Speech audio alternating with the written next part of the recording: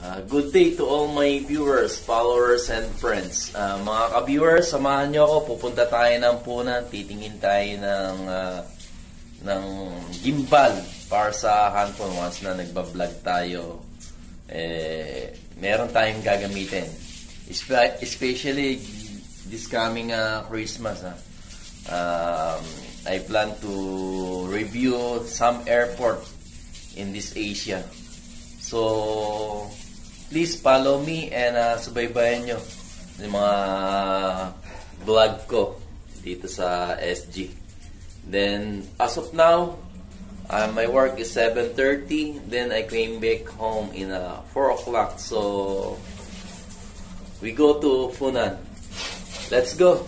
Mga viewers, palabas na tayo ng hospital.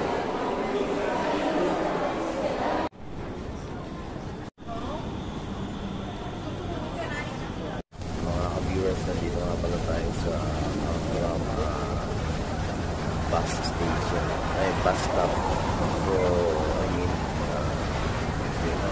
pasakay tayo ng bus 197 or bus 147.